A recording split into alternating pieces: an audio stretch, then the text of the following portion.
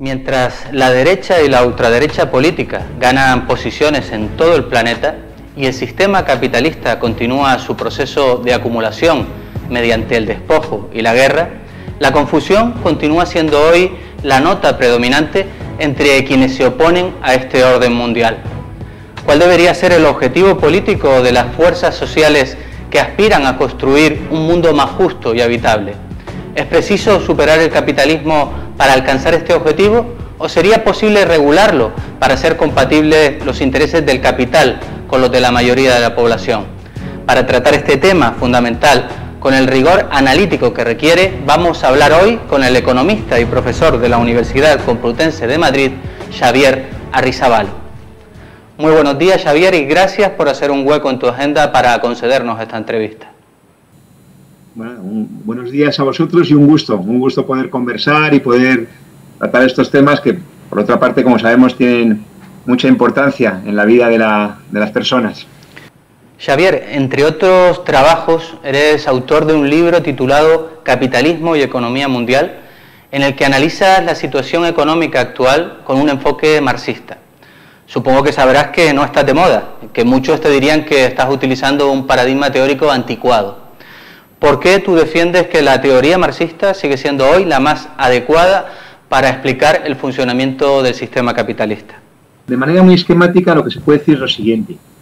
En el campo del análisis económico, del análisis social, como en otras ciencias, o en otros campos del conocimiento, con la explicación científica, hubo un proceso acumulativo de conocimiento, de modo que, claro, ningún autor, ninguna corriente parte de cero.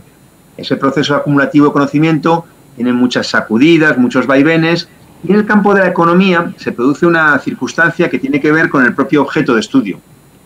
La economía estudia cómo la sociedad se organiza para producir sus medios de vida de una forma constantemente renovada, lo que incluye la producción, la distribución y el consumo, y por tanto el objeto de estudio inevitablemente es controvertido en sociedades clasistas. De modo que cuando a finales del siglo XIX el despliegue del capitalismo en las sociedades europeas occidentales deja ver no solo sus contradicciones, la forma en particular de las crisis, sino sobre todo el conflicto que le es consustancial, el conflicto de clase, expresándose por el hecho de que la clase trabajadora, la clase explotada, se organiza políticamente como movimiento obrero.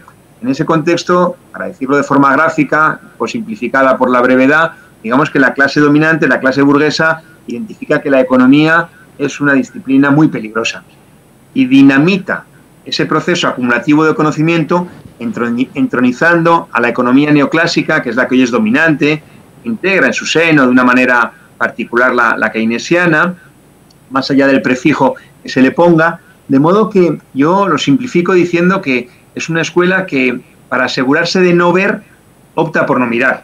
Y por contra, simultáneamente el marxismo lo que revela es la culminación de esa mejor tradición histórica en el pensamiento económico. Y acabo con una frasecita de un texto muy recomendable de Rosa Luxemburgo, del año 1916. El texto se titula Introducción a la economía política, y ella, después de señalar que la economía política es una ciencia extraña, acaba explicando cómo, ella dice, nuestros doctos burgueses ya no están interesados en explicar las causas de los problemas económicos, sino al contrario, están interesados en ocultarlas, para de esta forma poder sostener que el orden actual, más bien cabría decir desorden, el orden actual es el único orden posible, un orden eterno, ilimitado, ¿no? Y yo creo que esto ayuda a entender la pregunta de ¿por qué el marxismo? Porque precisamente el marxismo tiene una pretensión científica orientada a conocer las causas reales de los problemas con una perspectiva emancipatoria en la que, dicho de otra forma, los trabajadores no tendrían nada que perder, salvo, por parafrasear el clásico, sus cadenas. Sin embargo, Xavier, seguramente por esa relación que apuntas entre la economía y la lucha de clases, la verdad es que los planteamientos marxistas no son hoy en absoluto hegemónicos, ni entre los académicos críticos del neoliberalismo, ni en la izquierda institucional, donde lo predominante son los planteamientos keynesianos, que sostienen que es posible poner límites al capital sin cuestionar la esencia del sistema.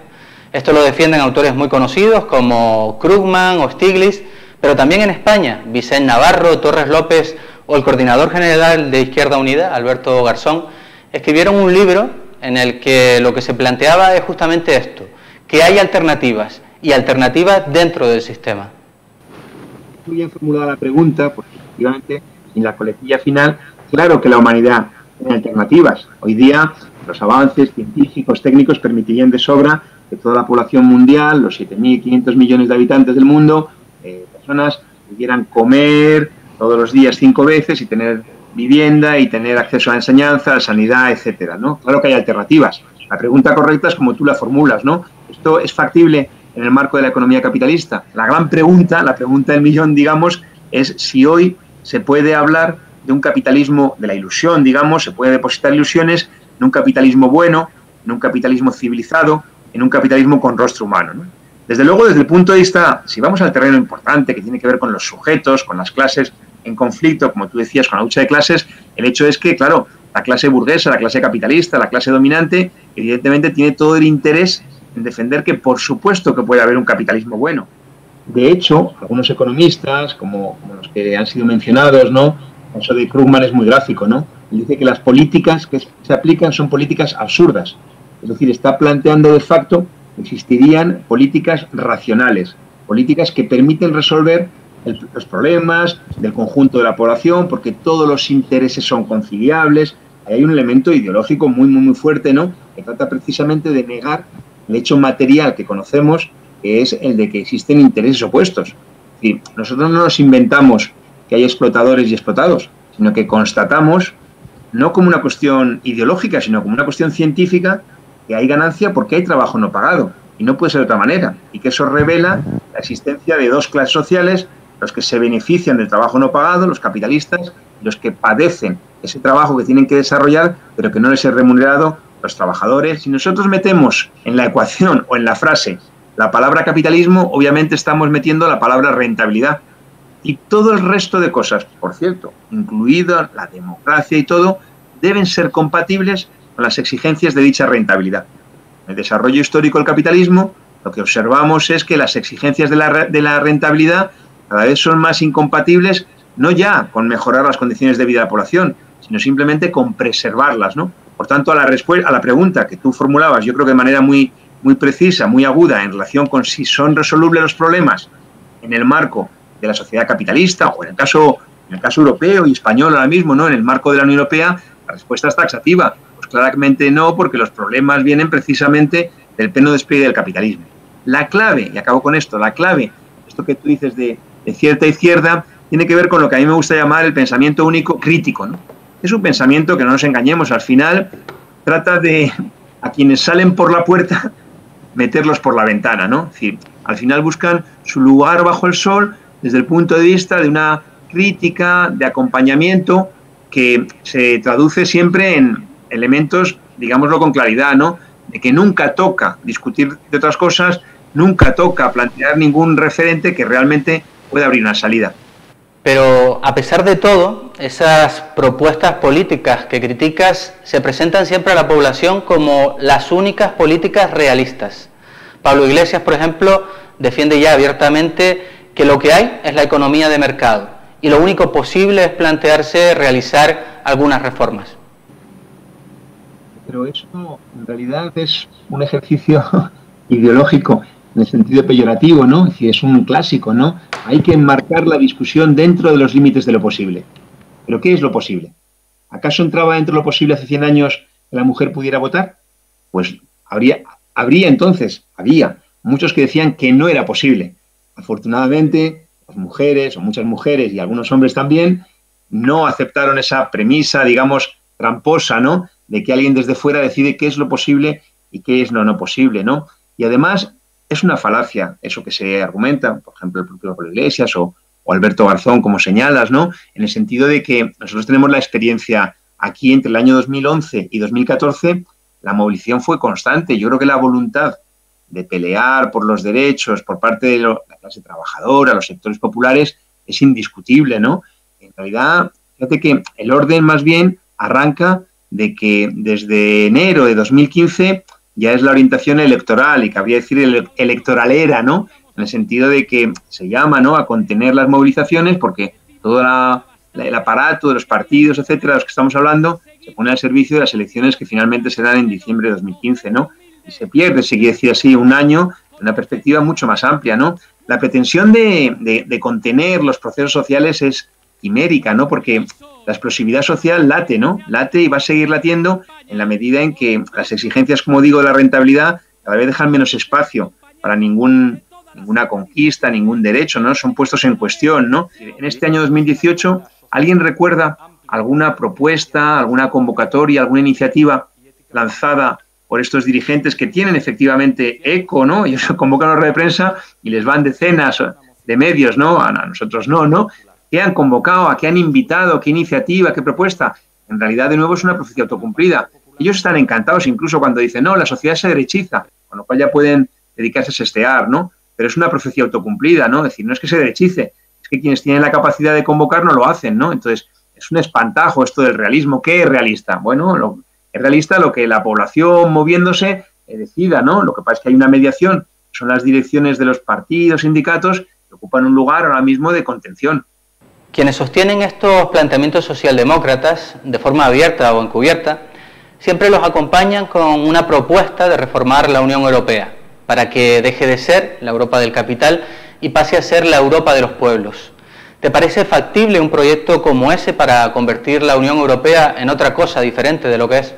La respuesta es clara. No se puede reformar la Unión Europea porque la Unión Europea se ha constituido con una intencionalidad muy precisa y expresa. En el fondo, el razonamiento es: si me votas a mí, voy a resolver los problemas, ¿no? Y tenemos la experiencia municipal de esta legislatura, ¿no? Desde 2015, que es muy elocuente, ¿no? Es decir, bueno, se les votó a ellos en muchos casos, en las grandes ciudades, por ejemplo, la experiencia pues, de Madrid, Barcelona y algunas otras, ¿no? ¿Cuál es la realidad? La realidad es que hay un marco, por ejemplo, en el terreno presupuestario, que impide toda ilusión de que realmente se puedan hacer las políticas que son demandadas por la mayoría de la población, ¿no? Entonces, el caso de la Unión Europea es muy significativo, ¿no? Porque para decir eso, que podríamos calificar, ¿no? Para decir esa barbaridad de que todo es reformable, todo es ajustable, nada es bueno ni malo, todo depende de cómo se conduzca, necesitan esconder, necesitan camuflar, necesitan ocultar, en primer lugar, el propio surgimiento de lo que ya se llama Unión Europea. Muy poco acierto, por otra parte, porque no es ni Unión ni Europea, ¿no? Que tiene que ver con el surgimiento con un origen muy preciso. La salida de la Segunda Guerra Mundial, la hegemonía estadounidense, el Plan Marshall en particular.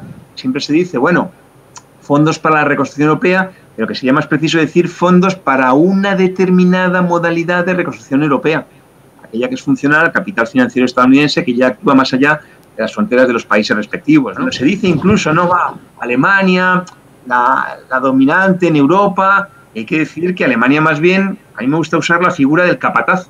El capataz se cree, es verdad, el dueño cuando el dueño no está, pero cuando las cosas se ponen bravas, llega el dueño, aparta un manotazo al capataz y dice: quien manda realmente soy yo. Lo que pasa en 2010, 2011, con la situación en Grecia, donde mismo, ¿no? Donde es el Fondo Monetario Internacional quien directamente viene a tomar las riendas. Entonces, la pretensión de que con buena voluntad todo es reciclable, todo es reformable, adolece en primer lugar de una debilidad teórica gravísima y por otra parte de una intencionalidad política de decir: no vamos a romper ni un plato, señores burgueses, nosotros podemos llevarles sus negocios y encima no robaremos como otros que les roban, ¿no? Lo que pasa es que desde el punto de vista de las aspiraciones de la mayoría de la población, eso no va a durar nada, no va a durar mucho. Tenemos la experiencia, por ejemplo, griega, que yo creo que todavía seguramente no hemos sacado todas las enseñanzas que aportan, ¿no? ¿Y a qué crees que se debe que, a pesar de las continuas decepciones, esa esperanza reformista se vuelva a reproducir continuamente? Acabas de mencionar, por ejemplo, el caso de Grecia, donde Syriza era el referente de todos estos partidos, como Podemos o Izquierda Unida, aunque ahora nadie quiera recordarlo. Pero en este momento la esperanza se ha trasladado a Portugal. Y las exigencias económicas implican un grado de explotación cada vez mayor en Europa, en los distintos países de Europa, en Alemania, en Reino Unido, en el propio caso español, ¿no? Si esto ocurre, automáticamente esto plantea un problema social, de explosividad social, ¿no? Que en algunos momentos históricos se trataba de contener, bueno, con esto que decimos los parches, el muy mal llamado estado del bienestar. Ni estado, sino conquistas, ni bienestar, sino solo relativo y con fecha de caducidad, ¿no? Entonces, si no hay ese recurso, ¿qué queda? Pues queda, por una parte, la represión, y está ahí, vemos una involución democrática en muchos países, ¿no? Pero también ahí aparece el papel de la ideología, ¿no?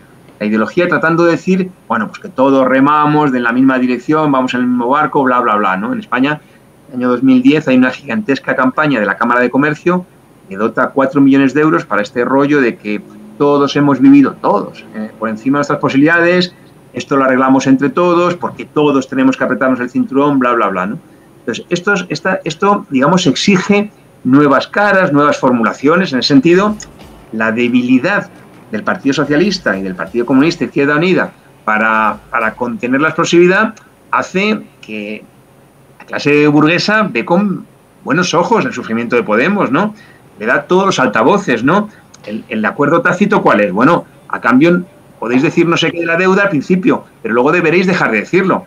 Podéis decir al principio que ni siquiera algo de la OTAN, pero luego debéis dejar de decirlo, ¿no? El caso portugués es muy significativo porque es un fenómeno. Aquí siempre hay una sensación de déjà vu, ¿no? De lo ya visto, ¿no? Era el gobierno de la izquierda plural de Jospin en Francia, con un ministro del Partido Comunista francés, Luc Gaissot, que es quien inicia la privatización de Air France, ¿no? Bueno, en Portugal, ¿qué ocurre? En Portugal ocurre que tanto el Bloco de Esquerda como el Partido Comunista apoyan al gobierno puntualmente. Cuando hay medidas más reaccionarias no lo apoyan, pero dejan que la derecha lo apoye y al final salen esas medidas, ¿no? Es decir, ¿qué política social está haciéndose en Portugal realmente digna de ser llamada así? Ninguna, pero mantiene un espantajo, ¿no? Mantiene la ilusión de que efectivamente estuvieran resolviendo los problemas. Y yo no menosprecio ningún avance que pueda haber en cualquier país con todo lo que tiene de contradictorio. Sí señalo que esta idea de nuevos relevos, nuevas formas, nuevos partidos existen. Yo creo que pueden hacer, fijaos, yo creo que puede hacer cierto daño en el terreno de generaciones nuevas, de jóvenes que se van a quemar en esa experiencia y van a tener una mala experiencia, y parte de ellos seguramente pues irán a su casa desencantados, etcétera. Pero más allá de eso, es una pequeña anécdota en el devenir histórico, ¿no? Porque al final seguirá estando planteada la necesidad de una organización independiente que represente los intereses que compartimos la mayor parte de la población, es que vivimos de nuestro trabajo y cada vez se nos dificulta más poder vivir de nuestro trabajo, ¿no?